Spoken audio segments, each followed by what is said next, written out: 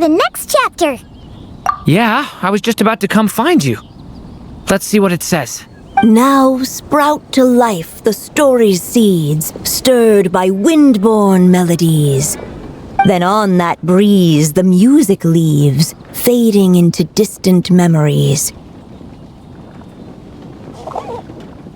Seek the place where wind and tale entwine, and once there, make 3 riddles into verse, and 3 melodies into song.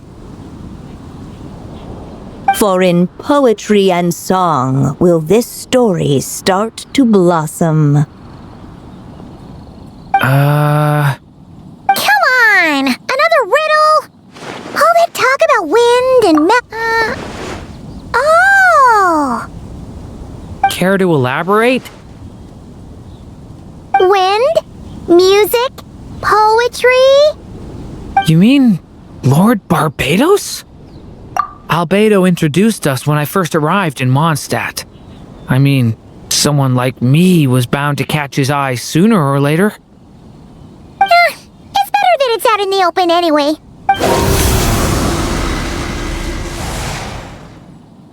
I'm pretty sure he's already caught wind of what's going on here.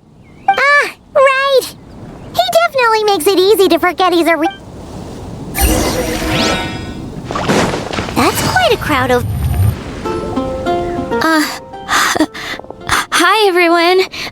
I'm Sansa, and I'm a... All goes quiet on Star Snatch Cliff. High in the trees. No whiff of the wind. No sign of the birds. No flapping of wings. Then it goes. Paw! Oh gosh, this is so embarrassing. I'm making a complete mess of this. Yep. I rehearsed this 100 times to try and perfect my performance. I really thought it would go well this time. Right. Actually, the Traveler here has loads of experience, and, Paimon can give... Aw, just think... Whoa. Well, I'm all... Paimon never... And still... Fenty!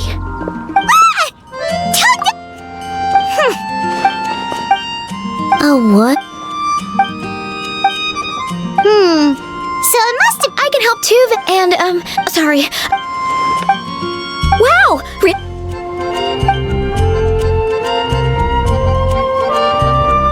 Huh? I guess I just... let me think. Maybe it was a sense of yearning. Back when my parents forced me to stay in my room and study, I'd always hear that his wonderful... Yeah, but I get so nervous when I'm performing in front of a crowd. What? Exactly. So... In that case...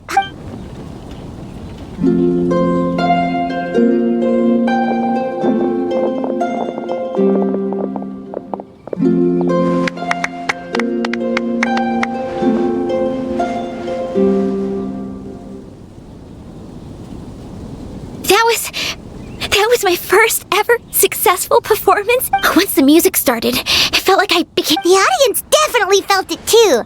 Look, even that cat came to check... Oh, charcoal! So, what was that in its charcoal! You've helped me so much. I feel bad that...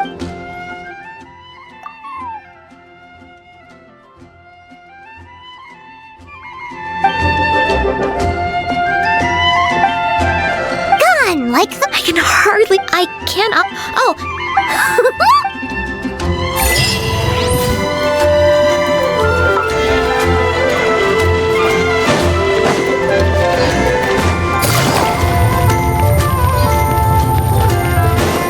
Take it easy. Traveler, Paimon! What a sight for sore eyes! And the little dragon from the fairy tale world. I heard your voices calling out to me on the wind. Something about needing help with a riddle? Sorry to disturb you. Disturb me? Not at all! tell you the truth, I'm just as curious about this riddle as you are. What is it? Did you figure out the answer? 3 riddles and 3 melodies. That sure takes me back. The answer you seek lies hidden. Looks like running to Tone Deaf Bard was the right call after all. Long ago, those mages came to Mondstadt, seeking to test their strength against mine. But I replied, let us make music, not war, and resolve our conflicts through song. So I strummed my lyre and sang them this verse.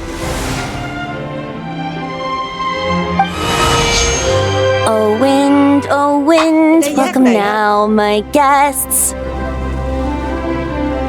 Pass through verdant leaves unseen, where shape your formless self may take, and offer up a graceful scene, a fleeting gift for a wet leap at the edge of a sea of clouds, where land meets sky and sky meets ground. There frighten off the noisy crowds and bring my guests a calm profound.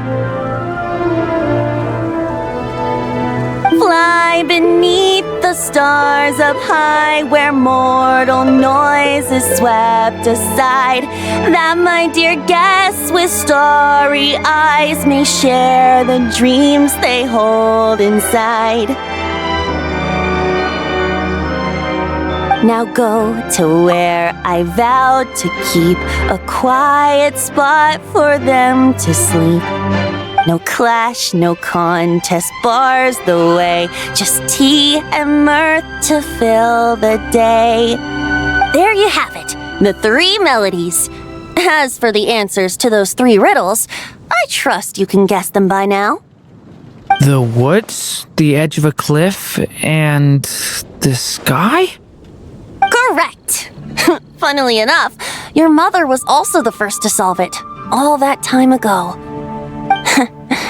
There must be some kind of special rapport between those who write stories and those who sing them. The woods, a cliff, and the sky. Oh! So that's where it is! I suppose the spot that answer points to is where you're headed next. You should know, after solving my riddle, the mages even accepted my proposal and made that location their official meeting spot. And going by what your book is suggesting, once you found it, you might want to try playing the melody I just shared with you. Guess you can be pretty reliable when it counts, huh? Great Animal Archon? Thanks for the help, Lord Barbados. Still got questions for me, huh? Yeah, you must have read countless tales in your time, being a wandering bard and all. In your experience, why might an author consider a story unfinished? Unfinished? Well, I guess if there's something left to accomplish in the story, or, if the last line goes, "To be continued." Huh? Wow, your helpfulness lasted for like 1 second. In all seriousness, I would think the answer to that question lies in your mother's story itself. It's not my place to pry any further. All right then, we should get going.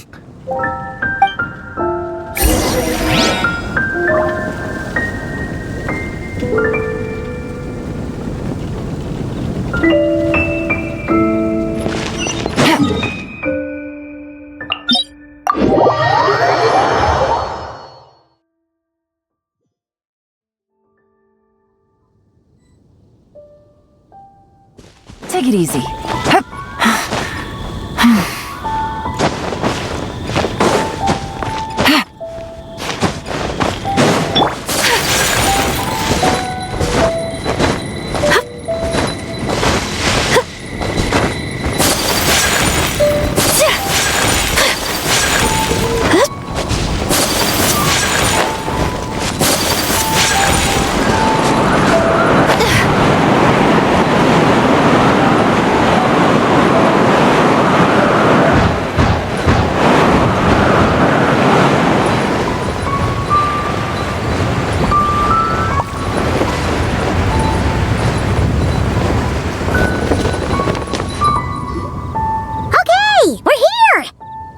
A musical performance. Out of all the things Miss Lisa has taught me, that's the one I'm worst at.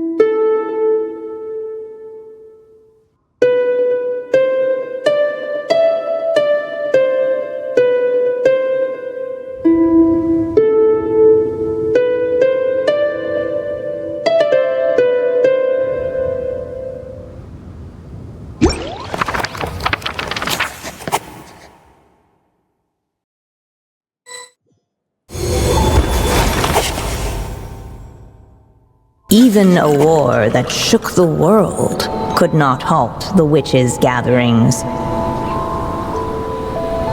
Yet even so, with the passing of time, 3 of their teacups no longer came to be set. The witches did not linger long in sorrow, for the story witch had brought glad tidings of her own.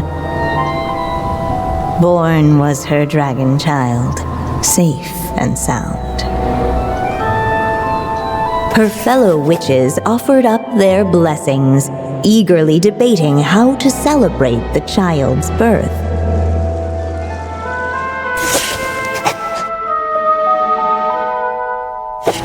In the end, they settled on the sweetest candy they could find. After all, what could be sweeter than the arrival of new life? And so, the witches' gathering turned into a birthday celebration.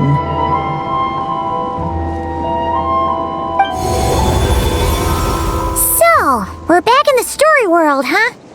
As if from nowhere, new guests appeared at the witches' table. Perhaps they too had come to celebrate the dragon child's birthday. Yet while everyone else was busy thinking about what kind of gift to offer, these 3 seemed to have come empty-handed. Hardly the recipe for a warm welcome to a birthday party, now is it? A gift? Hey! What's this all about? While the guests voiced their complaints and grievances, So, we need to bring a gift to advance the story? perhaps it would be a good idea to have a look around. Why didn't you just say so?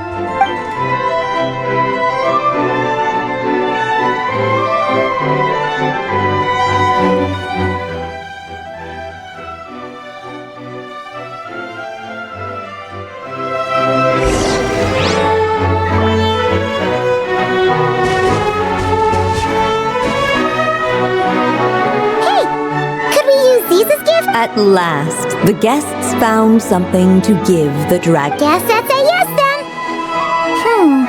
Which one should we go for? Still, the guests wondered what kind of gift might the little dragon really want. Should they put a warrior's sword in his hand and send him out on an unstoppable quest to save the world?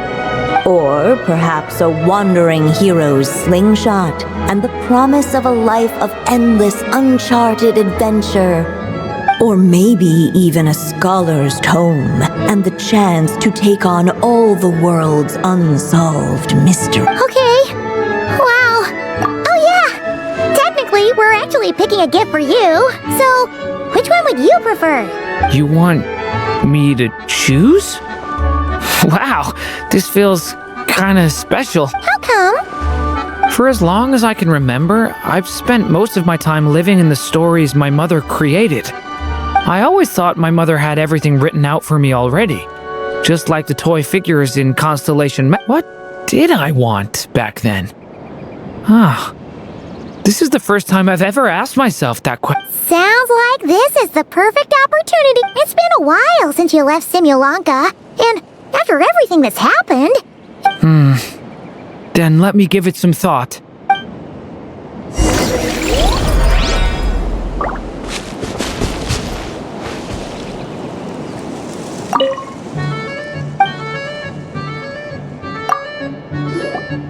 In the end, the guests settled on the scholar's tome. So you're the scholarly type, huh? I just feel like I should learn more about the way the world works. What makes you say that? I'll give you an example. Did you know that in Mondstadt, using fire to catch fish is a punishable offense?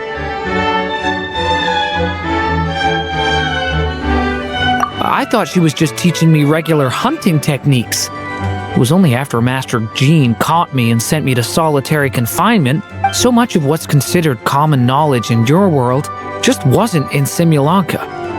So I have to learn, or I'll keep... Paimon's not sure that counts as common knowledge.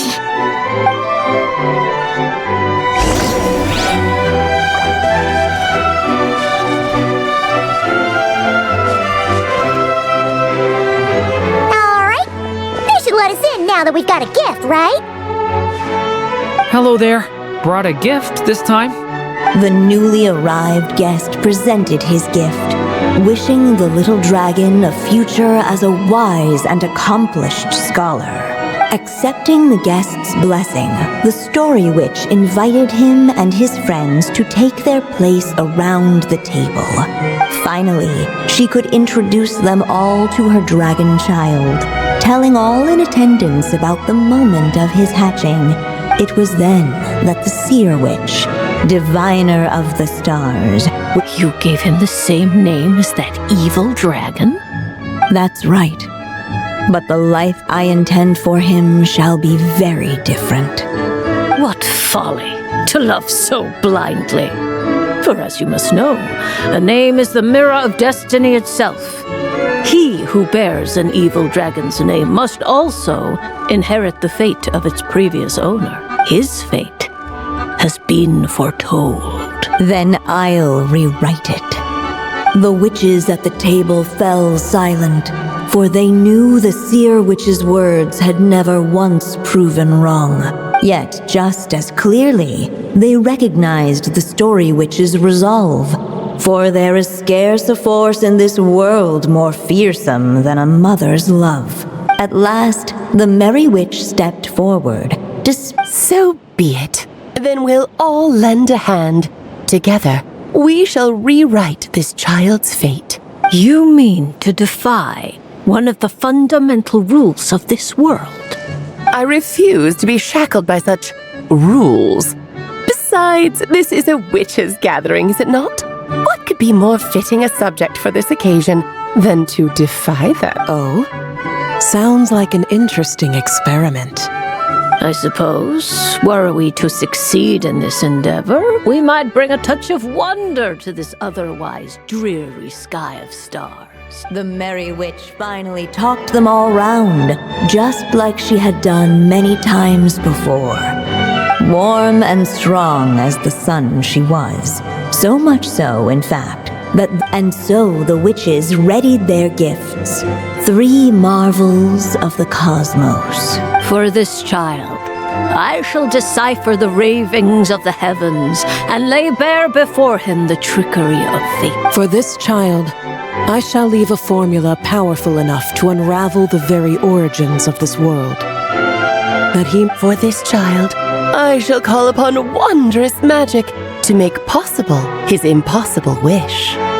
All the Story Witch had was the pen in her hand, yet with the love that flowed from it, she resolved to bring forth a marvel of her own. For this child, I shall leave behind the last story I will ever write, and with it, a path to an ending yet untold. With the witch's blessings given and received, the little dragon's fate at last began. In the midst of the dragon child's birthday celebration, the seer witch proclaimed her prophecy. The child had been given the evil dragon's name, and with it, the burden of its fate. But hearing this, the Story Witch vowed to rewrite it all, for such was her love and resolve. And so the other witches offered their gifts in turn, marvels as rare as any in the cosmos.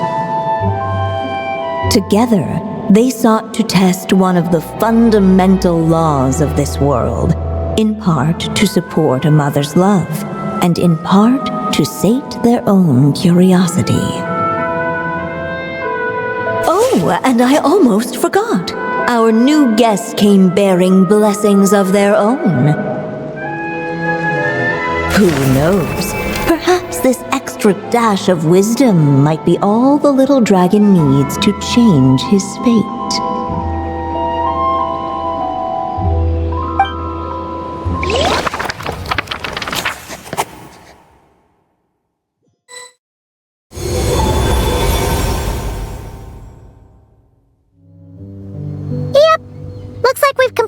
Chapter 2. Those witches in the story were the mages of the Hexen Circle, right? But, Paimon kinda had trouble following their conversation. The evil dragon's fate. Oh, is that what you're worried about? But didn't we already take care of that?